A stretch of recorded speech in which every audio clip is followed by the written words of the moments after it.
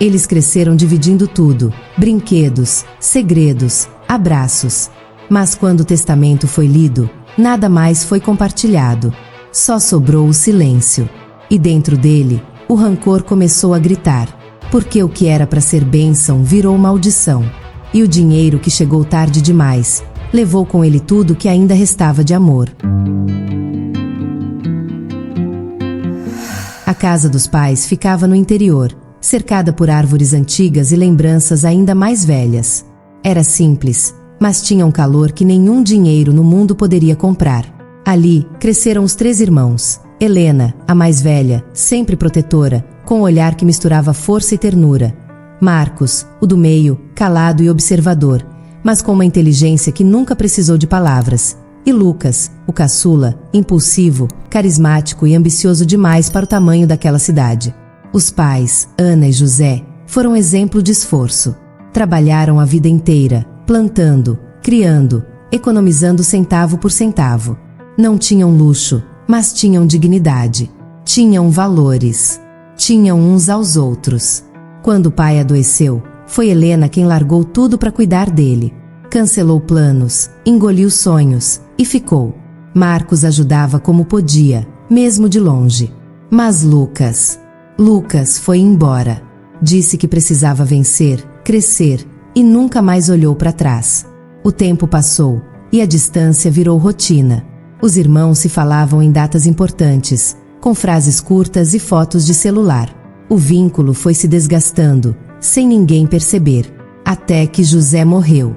E com ele, morreu também a última linha de equilíbrio da família. Os 3 se reencontraram depois de anos. Os abraços foram frios. As palavras, medidas. Helena tinha os olhos cansados. Marcos escondia a dor com silêncio. E Lucas chegou tarde, vestindo um terno caro e um sorriso que não combinava com o luto. Naquela noite, não foram só lágrimas que caíram. Caíram também certezas. E nasceu o que ninguém ainda ousava nomear: a guerra. Porque no dia seguinte, o advogado da família anunciou algo que mudaria tudo: um novo testamento. Uma herança inesperada. E 3 irmãos que agora precisariam dividir muito mais do que apenas bens. Precisariam encarar o que o tempo tentou esconder, que o amor entre eles estava por um fio. O testamento foi lido numa sala pequena, abafada pelo silêncio e pela tensão que ninguém mais fingia disfarçar. O advogado, com a voz firme e impessoal, revelou a cláusula que ninguém esperava. A maior parte da herança, terras, contas, investimentos e até a casa onde cresceram, estava em nome de Lucas. Helena arregalou os olhos. Marcos não disse uma palavra, mas seu maxilar travou. Lucas, por outro lado, apenas assentiu com a cabeça, como se já soubesse. Como se aquilo fosse apenas justo. Papai jamais faria isso, murmurou Helena, com a voz embargada. Mas o papel estava ali, assinado, registrado. Tudo dentro da lei.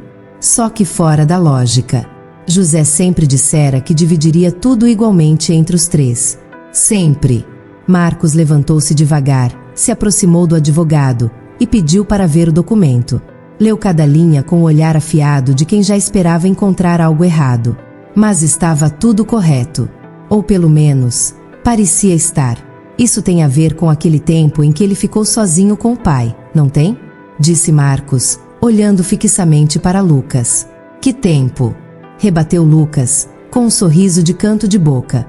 2 meses antes dele morrer, você apareceu aqui do nada. Disse que tinha voltado para ajudar. Mas ninguém acreditou. Nem ele. Helena se levantou. Sentia o chão ceder. As palavras vinham como estalos na pele. Você se trancava com ele no quarto. Dizia que era para cuidar, mas não deixava ninguém entrar. E agora herda tudo? Lucas, o que você fez? A voz dela tremia, mas era firme. Lucas permaneceu calado por alguns segundos, depois deu de ombros. Se papai me escolheu, é porque confiava em mim. Talvez vocês devessem aceitar isso. A frase caiu como uma faca no centro da sala. Não foi só arrogância, foi uma provocação. Um lembrete cruel de que ele não via mais os irmãos como família, só como obstáculos. Naquela noite, Helena chorou escondida. Marcos começou a investigar. E Lucas comemorou sozinho, com uma taça de vinho caro na mão. O dinheiro ainda nem havia sido transferido, mas a herança já estava cobrando seu preço. Helena passou dias em silêncio, andando pela casa como se procurasse por algo que só ela sabia onde havia escondido. Não era um objeto, era uma lembrança, uma resposta. Na madrugada do 5º dia, ela entrou no antigo escritório do pai. Estava trancado desde o velório. A chave estava pendurada atrás da porta da cozinha, como sempre esteve. Ninguém pensou em olhar lá, exceto ela. As paredes tinham cheiro de madeira envelhecida e papel antigo. Livros empilhados, anotações soltas, fotografias desbotadas. Mas o que chamou sua atenção foi uma pasta azul, guardada dentro da gaveta da escrivaninha. Estava marcada com o nome dos 3 irmãos, e dentro, uma carta escrita à mão, com a caligrafia trêmula do pai. Naquela carta, José deixava claro que havia sido pressionado. Disse que Lucas ameaçara ir à imprensa com um escândalo familiar antigo, um segredo enterrado décadas atrás, que envolvia dívidas, um empréstimo não declarado e um nome manchado.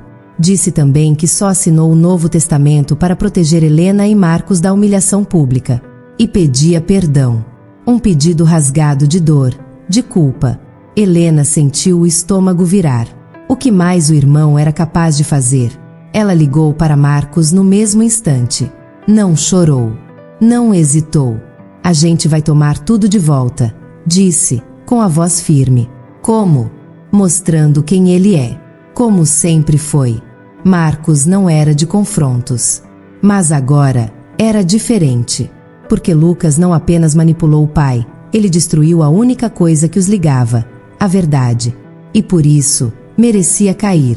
Eles vasculharam registros, movimentações bancárias, e-mails antigos.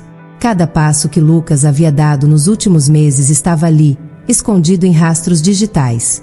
Transações suspeitas, visitas a advogados desconhecidos, mudanças súbitas de endereço. Mas havia um detalhe a mais, e foi Marcos quem encontrou. Lucas havia registrado a transferência de um terreno em nome de uma mulher desconhecida. O nome dela, Patrícia, ex-funcionária da fazenda, ex-amante do pai. Helena juntou as peças rápido demais. Foi com ela que ele ameaçou expor o escândalo. Aposto que ela tem provas. E se ela se recusar a falar? Perguntou Marcos. Então ela vai cair junto com ele. O plano era claro: desmascarar Lucas, expor a chantagem, anular o testamento. Mas para isso, eles teriam que tocar em feridas que a família passou décadas fingindo que não existiam. Aquela não seria uma guerra por dinheiro. Seria por justiça. E nenhuma justiça vem sem sangue. O dia da audiência chegou com o céu fechado, como se até o tempo pressentisse o que estava prestes a explodir. Helena entrou no fórum com passos firmes, o olhar carregando a dor de quem já perdeu mais do que podia. Ao lado dela, Marcos segurava uma pasta recheada de documentos, provas e verdades esquecidas. Do outro lado, Lucas, elegante, confiante, com seu advogado particular e um sorriso de desprezo nos lábios. Isso é só uma encenação ridícula, ele murmurou, ao cruzar por Helena no corredor. Não. Isso é o fim da sua mentira, ela respondeu, sem desviar os olhos. A sala de audiência estava lotada. Antigos conhecidos da família assistiam em silêncio. Ninguém ousava falar, porque todos, no fundo, sabiam que aquela família, outrora exemplo de união, agora era um campo de batalha. O juiz pediu silêncio e iniciou os procedimentos. Foi então que Marcos levantou-se, entregou os documentos e pediu a palavra. Com a voz contida, mas firme, apresentou a carta escrita por José, o próprio punho, reconhecido em cartório meses antes da morte. A letra trêmula descrevia o medo, a pressão e a chantagem sofrida nas mãos do próprio filho. O juiz ergueu os olhos. Lucas ficou pálido. Isso é falso. Fabricado. Uma farsa, gritou ele, levantando da cadeira. Mas não havia mais escapatória. Patrícia foi chamada como testemunha. Hesitou no início, mas cedeu. Confirmou tudo. Disse que Lucas apareceu em sua casa com cópias de antigos documentos sobre o passado financeiro do pai. Disse que foi usada, manipulada, ameaçada. Disse que nunca quis fazer parte de nada daquilo. Ele me usou. Como usou todo mundo, concluiu ela, com os olhos marejados. O silêncio que se seguiu foi denso. O juiz suspendeu a audiência por alguns minutos. Do lado de fora, Lucas encarou Helena como se ainda acreditasse que pudesse vencer. Eu fiz o que precisava fazer. O pai sempre me viu como mais forte. Ele sabia que vocês não aguentariam carregar tudo isso. Helena se aproximou lentamente. Não era força o que ele admirava. Era caráter. E você? Nunca teve. Lucas recuou. Pela primeira vez, parecia pequeno. Na volta à sala, o juiz determinou a suspensão provisória da partilha. A autenticidade da carta, as provas da chantagem e os indícios de má-fé seriam investigados em profundidade. O testamento perderia validade, e a herança seria redistribuída com base na versão anterior, aquela justa, aquela que dividia, não destruía. Lucas saiu sem olhar para trás. Do lado de fora, o céu começou a desabar em chuva. Mas por dentro, Helena sentia outra coisa. A tempestade estava só começando. Porque a justiça pode até acertar contas, mas jamais apaga o que o rancor deixou. A chuva lavava as ruas da pequena cidade, como se tentasse apagar a sujeira que o dinheiro e a mentira deixaram para trás. Mas por mais que a água corresse, não havia como limpar as feridas abertas na família.